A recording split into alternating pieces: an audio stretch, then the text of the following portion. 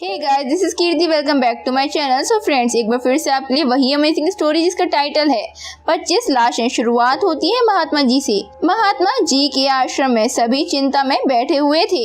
विशाल कहते हैं पता नहीं अब क्या होगा, जिस पर नताशा सोचने लगती हैं बस इसका हल जल्द से जल्द ढूंढना होगा। तभी वहाँ महात्मा जी का एक अनुयायी उनके पास आया और बोला कि आप बिल्कुल चिंता न करें, आप महात्मा जी के पास आए हैं तो वे इसका हल जरूर ढूंढकर आपको जरूर देंगे। और वहीं अगली सुबह जहाँ साहिल सभी फ्रेंडों से कहता है कि पता नहीं महात्मा जी हमें कब बुलाएंगे, उधर महात्मा जी ध्यान योग से हाल में हुई मौतों पर जानकारी प्राप्त कर रहे थे कि महात्मा जी की आंखें चौंक से खुल गईं। वो कहते हैं ओम नमः शिवाय, ओम नमः शिवाय। महात्मा जी कहते हैं कि एकलव्य जाओ उन सब बच्चों को अंदर ले आओ। जहाँ वो कहते हैं एकलव्य जी गुरुजी। तभी कहते हैं महात्मा जी सभी से कि मुझे मेरी साधना से पता चला है कि ये सभी मौतें उस मुखौटे के कारण ही हुई हैं, लेकिन अब वह सिर्फ मुखौटा नहीं रहा जैसा कि मेरा अनुमान था। किसी ने उस मुखौटे को गलाकर उसके अलग अलग वस्तुएं बना दी हैं और उनमें उन आत्माओं को भेज दिया है। अब वो वस्तुएं जहाँ भी जाएंगी उनके साथ वो आत्माएं भी जाएंगी। इससे और भी ज्यादा तबाही होगी, बहुत सारे लोग मारे जाएंगे, हाहाकार मच जाएगा। जहाँ विशाल कहते हैं महात्मा जी तो अब हमें क्या करना होगा। नताशा पूछती हैं कि हम लोगों की जान कैसे बचा सकते हैं। ताने कहती हैं कि उस सोने के मुखौटे से कौन कौन सी वस्तुएं बनाई गई हैं। महात्मा जी कहते हैं कौन कौन सी वस्तुएं बनाई हैं ये तो मैं नहीं जानता, लेकिन ये बात तय है कि इससे संसार में मौत का तांडव मचेगा। तभी नताशा कहती है तो अब इसे रोकने का क्या उपाय है महात्मा जी। महात्मा जी कहते हैं कि इस तबाही को रोकने के लिए 2 चरणों से जाना होगा। पहला, हमें उन आत्माओं को पहले काबू में करना पड़ेगा, नहीं तो जो भी उस वस्तु के आसपास जाएगा आत्मा उसी को मार डालेगी। और दूसरे चरण में उन आत्माओं को शांत करना होगा जिससे उन्हें मुक्ति मिलेगी। ताने कहती हैं लेकिन महात्मा जी ये सब कैसे होगा, वे आत्माएं शांत कैसे होंगी। महात्मा जी बताते हैं कि हिमालय पर्वत पर एक हिमकुंड है जिसमें हमेशा गर्म उबलता हुआ पानी रहता है। वैज्ञानिक भी हैरान है कि वो जल हमेशा गर्म कैसे रहता है, लेकिन लोग ये नहीं जानते कि वह बहुत पवित्र जल है।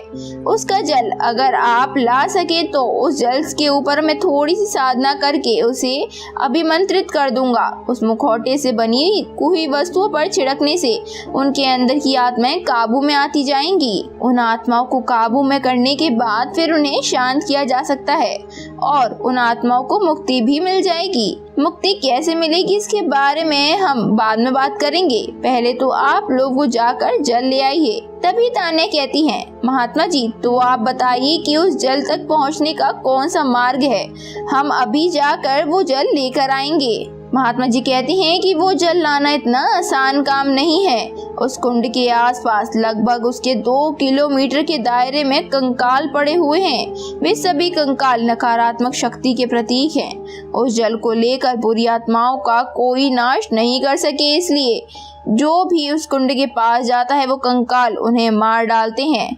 इसलिए आपको बहुत सावधानी से जाना होगा। उन कंकालों को नष्ट करने का एक ही उपाय है, सिर्फ आग में ही जलाकर उन्हें नष्ट किया जा सकता है। तभी महात्मा जी कहते हैं एकलव्य इन सबको विशंबरनाथ जी के पास ले जाओ, वो इन्हें सही दिशा और मार्ग बताएंगे। आप सब लोग एकलव्य के साथ जाइए, विशंबरनाथ आपको पूरा भौगोलिक ज्ञान देंगे, वे वहां पहुंचने का मार्ग आपको विस्तार से बताएंगे। एकलव्य कहते हैं जी महात्मा जी। तभी एकलव्य सबको विशंबरनाथ जी के पास ले गए। विशंबरनाथ उनको जाने का मार्ग नक्शे में दिखाते हुए समझाने लगे। पहले आप सबको मनाली तक पहुंचना होगा, उसके आगे लगभग 30 से 35 किलोमीटर उत्तर दिशा की ओर जाने पर आपको वह कुंड दिखेगा, लेकिन आसपास कंकाल ही कंकाल पड़े हुए होंगे तो अत्यंत सावधानी पूर्वक जाना होगा। इतने में ही विशाल कहते हैं उन कंकालों को किस तरह से पार किया जा सकेगा, जिस पर साहिल कहते हैं कि मेरे अंकल से मैं कहकर मनाली से उस कुंड तक हेलीकॉप्टर का इंतजाम कर सकता हूँ, जिससे हम उन कंकालों को पार कर आसानी से उस कुंड तक में ही उतरेंगे। जिस पर नताशा कहती हैं गुड आइडिया। सभी राजी हो गए। फिर महात्मा जी से आज्ञा लेकर सभी लोग वहाँ से निकल गए। लेकिन जाने से पहले सभी ने एक बार अपने अपने घर जाना उचित समझा, लेकिन नताशा को घर के बजाय हॉस्पिटल जाना पड़ा। नताशा के पापा कहते हैं, अरे बेटा फिक्र मत करो, मुझे कुछ नहीं हुआ, वो तो अचानक से मुझे चेस्ट में पेन होने लगा और सब ने मिलकर मुझे हॉस्पिटल में एडमिट करा दिया। नताशा कहती हैं, मुझे बहकाने की कोशिश मत कीजिए पापा, मैं कोई बच्ची नहीं हूँ। जिस पर उनके पापा कहते हैं, ठीक है बेटा, मुझे अचानक टेंशन और स्ट्रेस आ गया था और अभी कुछ दिनों से हमारे साथ जो कुछ हो रहा है ना, उसे सोचकर पता नहीं एकदम से मैं।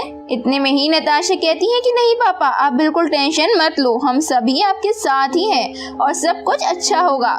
जिस पर नताशा के पापा कहते हैं कि हाँ बेटा, लेकिन कुछ महीनों पहले दिया अचानक गायब हो गई और फिर तुम अचानक पाताल लोक चली गई, ये सब सोचकर मुझे। इतने में ही नताशा रोकती है, कहती है, नहीं पापा, हमें कुछ नहीं हुआ है और आपका आशीर्वाद भी तो है हमारे साथ। इतने में ही नताशा सोचती हैं कि पापा की तबीयत ठीक नहीं है और हमें वो पवित्र जल लेने के लिए हिमकुंड जाना है। अगर समय पर जल नहीं आया तो इसी तरह से लोग मरते रहेंगे, लेकिन पापा को भी तुम ऐसे छोड़कर नहीं जा सकती। क्या नताशा और उसके बाकी दोस्त पवित्र जल लेने जा पाएंगे या ऐसे ही मौतें होती रहेंगी? नताशा अपने पापा के पास मेडिकल वार्ड में ही बैठी थी, तभी वहाँ उसके दोस्त विशाल, साहिल, करीम, तान्या पहुँचे। साहिल कहते हैं, हाय नताशा। जितने में विशाल कहते हैं कि अब पापा कैसे हैं? नताशा कहती है, बेटर हैं अब तो। करीम कहते हैं, अंकल देखना आप बहुत जल्दी ठीक हो जाएंगे। विशाल भी कहते हैं, हाँ, और किसी भी चीज की अगर जरूरत लगे तो बताइएगा, झिझकिएगा मत। जल्द ही नताशा अपने सभी दोस्तों के साथ लॉबी में खड़ी थी। साहिल कहते हैं, नताशा तेरी जरूरत अभी यहाँ पर है, तू अंकल के पास रुक, हम सब जाकर वह पवित्र जल लेकर आएंगे और तू हमारी चिंता बिल्कुल भी मत कर। नताशा कहती हैं कि हाँ ठीक है, पर तुम लोग जाओगे कैसे?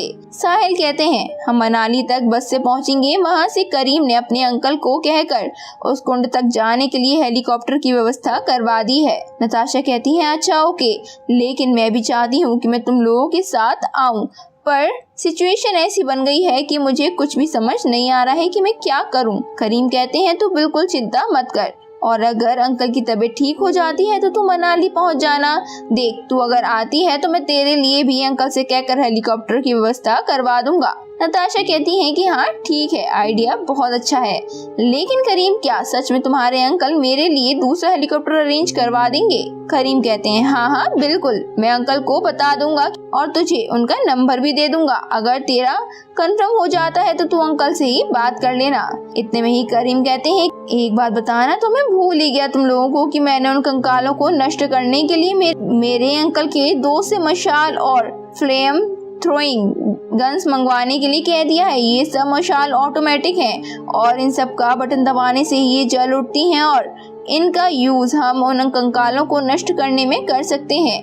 अंकल अपने दोस्त से वो मशाल और गन्स मंगवा कर मनाली हमें भेज देंगे। तान्या कहती हैं, ओके, तो अब ये डन रहा, हम लोग आज ही निकल रहे हैं और अगर अंकल की तबीयत ठीक हो जाती है तो नताशा भी वहाँ पर आ जाएगी। नताशा कहती है कि तुम लोगों ने सब जरूरी सामान रख लिया है ना? जिस पर विशाल कहते हैं, चिंता मत करो, हमने सब कुछ रख लिया है। इतने में ही तान्या कहती है, चल अब हम लोग निकलते हैं, अब टेक केयर। जिस पर नताशा कहती है, okay, all the best. Natasha के अलावा सभी अपनी यात्रा पर निकल गए। नताशा अपने पापा से कहती है कि पापा, मैं आपको कैसे बताऊं कि मेरा वहाँ जाना कितना ज्यादा जरूरी है।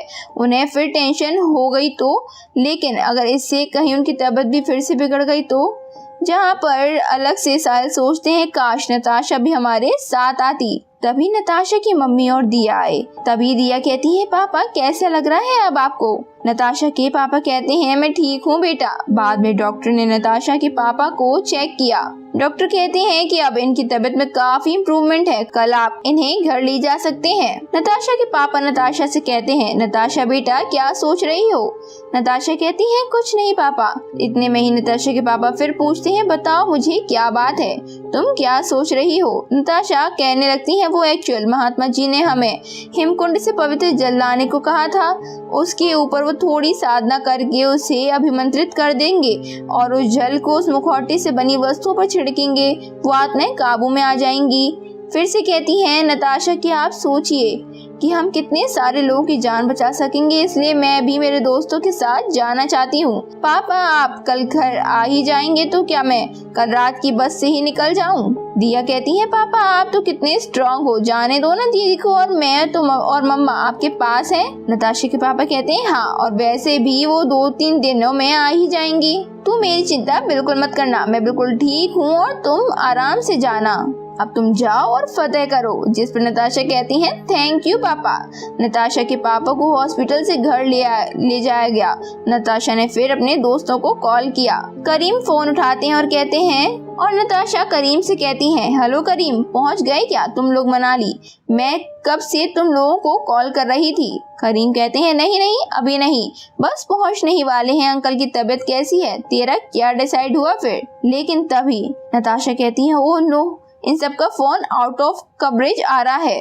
और वहीं शाम तक नताशा भी सफर के लिए तैयार हो गई। नताशा की माँ कहती हैं जल्दी करो नताशा, तुम्हारी बस का टाइम होने वाला है और अपना ध्यान रखना। नताशा कहती हैं कि हाँ मम्मा।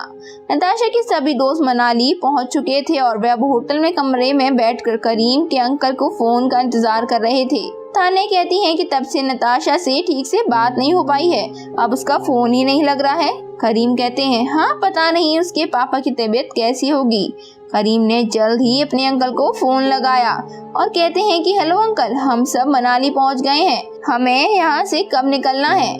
उनके अंकल कहते हैं बेटा हेलीकॉप्टर तो कभी भी बोर्ड कर सकते हैं, पर जो तुमने मशाल और गन्स मंगवाई थी वो अभी मेरे पास नहीं आई है, थोड़ी देर इंतजार कर लो तब तक आ जाएंगी। करीम कहते हैं ओके अंकल, पर हमारे पास ज्यादा टाइम नहीं है, हमें अंधेरा होने से पहले वहाँ पहुँचना है। शाम होने वाली थी, सब अंकल का फोन का इंतजार कर रहे थे। विशाल पूछते हैं अगर हम कल सुबह निकल दें तो कोई दिक्कत तो नहीं है और शाम से पहले वापस आ जाएंगे? जिस पर करीम कहते हैं हाँ ऐसा भी कर सकते हैं, कल अर्ली मॉर्निंग निकल जाएंगे। और वहीं अगली सुबह अंकल कह रहे होते हैं सभी बच्चों से कि अच्छे से जाना और अपना ख्याल रखना। और अब सभी निकल चुके होते हैं और अंकल कहते हैं अरे ये लोग तो फ्लेम थ्रोइंग गन्स यहीं भूल गए, अब ये गन्स उन लोगों तक मैं कैसे पहुंचाऊं? उधर सभी लोग नीचे देखते हैं तो बहुत सारे कंकाल ही कंकाल पड़े होते हैं, कुछ के सिर्फ हाथ थे, कुछ के सिर्फ पैर, तो कुछ की सिर्फ मुंडी। इस तरह वह जगह जगह पर फैले हुए थे। आधे घंटे के अंदर ही हेलीकॉप्टर उस कुंड तक पहुंच गया और सब लोग एक एक करके नीचे उतरते चले गए। साहिल कहते हैं विशाल वो मशाल वाली बैग्स और फ्लेम थ्रोइंग गन्स ले ले। जिस पर विशाल देखते हैं और कहते हैं अरे वो गन्स कहाँ गईं? बिना फ्लेम थ्रोइंग गन्स के उन कंकालों से वह सब किस तरह से खुद को बचाएंगे? क्या वह सभी जल ला पाएंगे? तो दोस्तों आज की स्टोरी में सिर्फ इतना ही और इसका नेक्स्ट पार्ट देखने के लिए बने रहे हमारे चैनल पर। आज के एपिसोड बहुत ही ज्यादा रोमांचक रहा। उम्मीद है कि ये स्टोरी आपको भी पसंद आ रही होगी। अगर आपको भी स्टोरी पसंद आ रही है तो हमारे चैनल को लाइक और कमेंट करना ना भूलें। Thank you.